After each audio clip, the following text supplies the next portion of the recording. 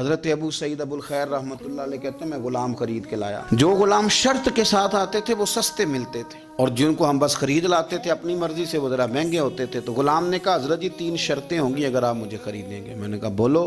کہنے لگا پہلی شرط یہ ہے کہ میں سارا وقت آپ کی بات مانوں گا، پر اذان ہوگی تو پھر میں کسی کی بھی نہیں سنوں گا، پھر میں جانوں میرا رب جانے. میں نے کہا قبول ہے. کہنے لگا دوسری شرط یہ ہے کہ دن کے وقت بات مانوں گا، رات کو نہیں مانوں گا.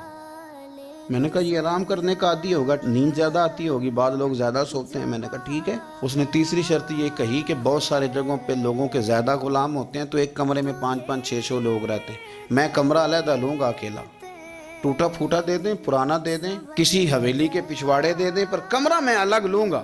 کہتے میں نے کہا یار یہ بھی قبول ہے. میں اسے گھر لے آیا. میرے دل میں تھوڑا تھوڑا کھٹکا تھا کہ یہ کہتا ہے میں وقت پر نماز کے لیے جاؤں گا، کہیں کام چوری نہ کرے، لیکن فرماتے ہیں یہ تو کام دوسروں سے زیادہ کرتا تھا اور توجہ سے کرتا تھا اور ذوق سے کرتا تھا. 2 دنوں کا کام 1 دن میں کر جاتا. فرماتے ہیں ایک رات کسی مجبوری کے لیے مجھے کوئی پیغام آ گیا، کہیں جانا تھا. میں اور میری اہلیہ اٹھے، حویلی کے پیچھے ایک پرانے کمرے میں وہ رہتا تھا. جب ہم اس کے قریب سے گزرے تو اس کے کمرے کی عجیب حالت دیکھی کہ زمین سے آسمان تک نور ہی نور. ہم نے جب کان لگا کے سنا تو وہ رو رہا تھا اور کہہ رہا تھا مالک میرے ذمہ نہ میرے آقا کے بھی حقوق ہیں، اس لیے میں سارا دن تیری عبادت نہیں کر سکتا، صرف رات کو کرتا ہوں. مالک اگر میرے ذمہ تو نے یہ ڈیوٹی نہ رکھی ہوتی تو میں سارا دن بھی تیری بارگاہ میں حاضر رہتا، میں قرآن کی تلاوت کرتا، میں تیرے محبوب پہ درود و سلام پڑھتا، میں یہاں آ جاتا تیری ہی بارگاہ میں، پر میرے حقوق ہیں. اللہ وہ جو دن کی میری غفلتیں ہیں وہ معاف کر دے. حضرت فرماتے ہیں بڑا ذوق بڑا شوق، ہم نے جہاں جانا تھا گئے نہیں، واپس آ گئے. رات ہم نے اس کو مداخلت کرنا اور تکلیف دینا مناسب نہ جانا. صبح کی نماز کے بعد میں نے طلب کیا اور میں نے اسے بلا کر کے کہا کہ میاں تو آج کے بعد آزاد ہے، ہماری کوئی ذمہ داری تیرے اوپر نہیں، تو سارا دن قرآن شریف پڑھ، درود پاک پڑھ، اپنی مرضی سے چل. کہنے لگا کیوں؟